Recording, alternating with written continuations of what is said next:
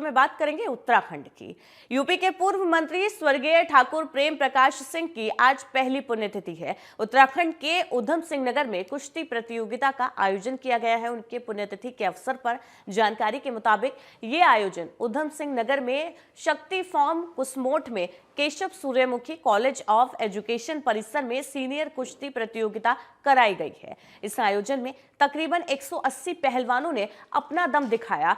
प्रतियोगिता में एशिया के गोल्ड मेडलिस्ट जॉन्टी पहलवान, अर्जुन अवार्डी सुनील मौजूद रहे। आयोजक कुंवर शिववर्धन सिंह ने बताया कि कुश्ती प्रतियोगिता कराने का मुख्य उद्देश्य है लोगों को नशे के खिलाफ जागरूक करना। कार्यक्रम के मुख्य अतिथि कुश्ती संघ के पूर्व राष्ट्रीय अध्यक्ष और सांसद ब्रजभूषण सिंह, उत्तर प्रदेश कुश्ती संगठन के अध्यक्ष करण भूषण सिंह, उत्तराखंड कुश्ती संगठन के महासचिव डॉक्टर एसपी देशवाल, ठाकुर शिववर्धन सिंह, सुरेश चंद्र उपाध्याय ने प्रतियोगिता का शुभारंभ किया।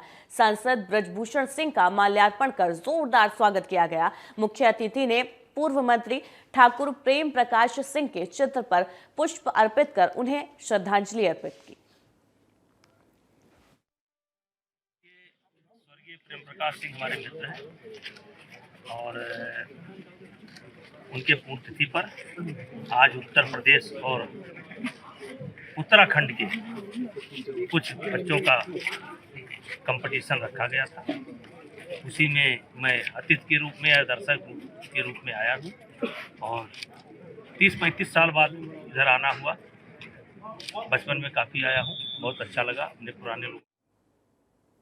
उत्तराखंड में सितारगंज में आशा कर्मचारियों ने अपनी मांगों को लेकर धरना प्रदर्शन किया। आशा कर्मचारियों का कहना है सभी वर्करों को 21,000 रुपए मानदेय दिया जाए, सभी कर्मचारियों को सरकारी कर्मचारी घोषित किया जाए। 31 अगस्त 2021 को आशा हेल्थ वर्कर यूनियन के आंदोलन के बाद मासिक मानदेय नियत करने को लेकर प्रस्ताव को लागू करने का वादा किया गया था, लेकिन उत्तराखंड सरकार ने अभी तक वादा पूरा नहीं किया है।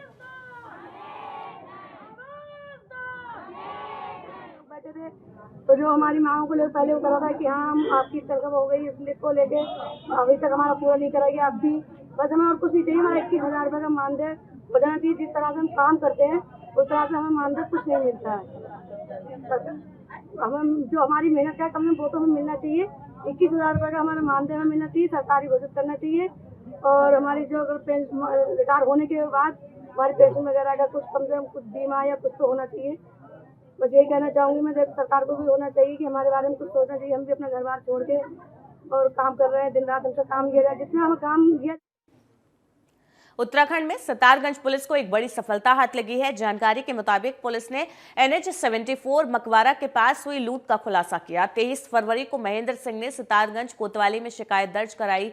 बताया सिडकुल से ड्यूटी करने के बाद वो वापस घर आ रहे थे, तभी रास्ते में कार सवार 3 लोगों ने उनके साथ मारपीट कर लूट की वारदात को अंजाम दिया। सितारगंज पुलिस ने मामले में तत्परता दिखाते हुए महज 7 ही घंटे में लूट करने वाले तीनों आरोपियों को गिरफ्तार कर लिया।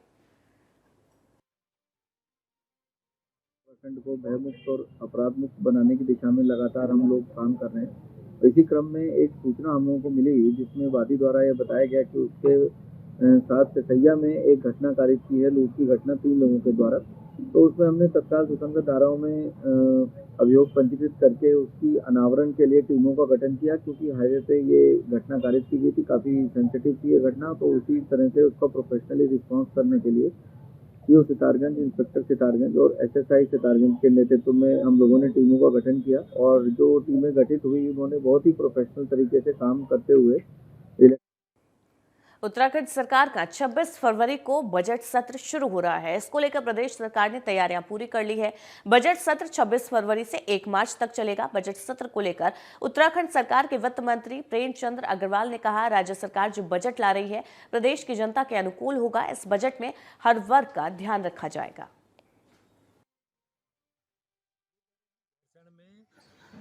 हम इस सत्र को करते, लेकिन जब यदि माना अनेकों विधायकों ने ये लिख के दिया कि ये सत्र हमारा देहरादून होना चाहिए, और उसमें जहां कांग्रेस के विधायकों के भी सिग्नेचर हैं, अन्य विधायकों निर्दलीय और भारतीय जनता पार्टी के विधायकों की भी सिग्नेचर हैं, तो क्या सरकार उनकी भावनाओं का निरादर करे? और आपके पास यदि कोई मुद्दा नहीं है तो गैरसैंण का मुद्दा बनाने वाले आप होते कौन है कि जब गैरसैंण के बारे में कभी आप गंभीर नहीं रहे।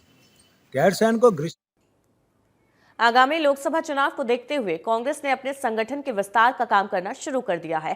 कांग्रेस का विद्यार्थी संगठन NSUI भी अपने संगठन के लोगों को चुनाव के लिए जिम्मेदारी सौंपने का काम कर रहा है।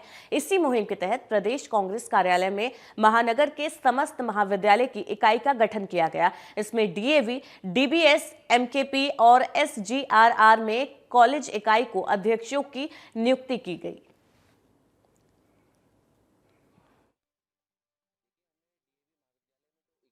इकाई अध्यक्ष हमने पुनीत राज को कराया है, हमने SGRR में हमने जो है वो काजल थापा को कराया है और DBS में हमने आदर्श सामंत को कराया है और जो MKP में हमने उसमें प्राची को इकाई अध्यक्ष बनाया है। इसके साथ हमने महासचिव और उपाध्यक्ष और प्रदेश सरकार ने महासू देवता मास्टर प्लान बनाने की कार्य योजना बनाई है। इस योजना के तहत मंदिर परिसर को विकसित करने और सड़कों को सही कराने की योजना बनाई गई है। कैबिनेट मंत्री सतपाल महाराज ने इस मामले में अधिकारियों को निर्देश भी दिए हैं।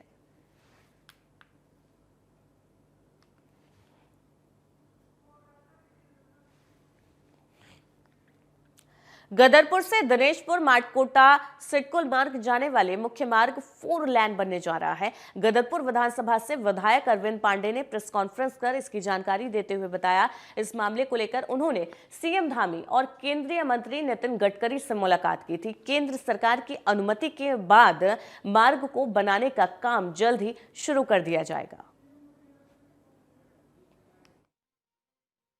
CSR फंड में सेंटर को हमने इसकी DPR बनवा के भेजे सामने, लेकिन 2-3 महीने पहले जो हम लोगों का प्रयास था वो विफल हो गया था। इसमें कोई कहने में कोई गुरेज नहीं होना चाहिए, हमारी जनता को सच्चाई का पता चलना चाहिए। तो हमने स्टेट फंड के माध्यम से मुख्यमंत्री जी से और जो विभागीय सचिव हैं पंकज पांडे, इनसे 2-3 दौर की वार्ता होने के पश्चात गदर के दिनेशपुर मटकोटा मार्ग को हमने PPP मोड पे। हल्द्वानी के वनभूलपुरा हिंसा के मास्टरमाइंड को अब्दुल मलिक को दिल्ली से गिरफ्तार किया गया है। IG नीलेश भरने ने बताया, वनभूलपुरा हिंसा के मास्टरमाइंड अब्दुल मलिक को दिल्ली से गिरफ्तार किया गया। पुलिस ने गिरफ्तार आरोपी से पूछताछ कर मामले की जांच भी शुरू कर दी है। जिस पे 82-83 कार्रवाई और हुई है और पुलिस काफ़ी जोरों से उसको तलाश रही थी। आज पुलिस ने जो है नैनीताल पुलिस ने उसको जो है अब्दुल मलिक को दिल्ली से अभी गिरफ्तार किया है। और क्या रिमांड वगैरह होगी? अब क्या आगे का? अब ये नैनीताल पुलिस जो है टीम अभी उस पर लगी हुई है और नैनीताल पुलिस जो है इसको जल्द ही जो है जो रुद्रपुर नगर निगम से बीजेपी के निवर्तमान मेयर रामपाल और कांग्रेस के महानगर अध्यक्ष CP शर्मा के बीच मारपीट हो गई। रुद्रपुर की शक्ति विहार कॉलोनी में विधायक निधि से मुख्य द्वार का निर्माण हो रहा है, जिसका शिलापट मुख्य गेट के पास ही लगा है। पिछले कुछ दिनों से सोसाइटी के व्हाट्सएप ग्रुप में शिलापट को हटाए जाने को लेकर मुहिम चल रही थी। इसी बात को लेकर मेयर रामपाल और कांग्रेस के महानगर अध्यक्ष CP शर्मा के बीच मारपीट हुई। मामले में दोनों पक्षों ने एक दूसरे पर आरोप लगाते हुए मारपीट करने का आरोप लगाया है। रानी बाग से लौट रहा था, मेरे साथ मेरे पार्षद प्रमोद शर्मा जी थे। मौके पर हमारे निमित शर्मा जो हमारे पार्षद हैं वो थे, राजेश जी थे और मौजूद थे। मैंने देखा वहाँ कि वो जो हमारा सरकारी शिलापट लगा हुआ है 2 लाख का, उसे एक व्यक्ति तोड़ रहा है। मैंने पूछा कि क्यों तोड़ रहे हो, किसके आदेश से? कहने लगे वो CP शर्मा ने बोला है। तो मैंने कहा बुलाओ, तो बुलाया तो कहने लगा मैं तो तोड़वाऊंगा, किसी की हिम्मत है रोक के दिखाए तो रोक ले। मैं तो अभी आया, मुझे पता लगा है कि जो कांग्रेस के नगर अध्यक्ष हैं उनके द्वारा हमारे मेयर साहब के साथ मारपीट की गई है। तो सार्वजनिक स्थल पे कोई पत्थर लगा था और उसको उनके द्वारा तोड़ा गया, जैसा कि मुझे बताया है। तो मेरा कहना है कि भाई हमारी सरकार में गुंडागर्दी तो किसी की चलेगी, कानून अपना काम करेगा। और अगर कोई बात भी है तो कॉलोनी में रहते तो कॉलोनी में सब लोग को मिल बैठ के उस बात को निपटाना चाहिए। अगर देहरादून के क्लेमेंट टाउन में पुलिस और बदमाशों के बीच मुठभेड़ हो गई, जिसके बाद पुलिस ने मुठभेड़ में 4 बदमाशों को गिरफ्तार किया। पुलिस ने गिरफ्तार बदमाशों के पास से अवैध हथियार भी बरामद किए।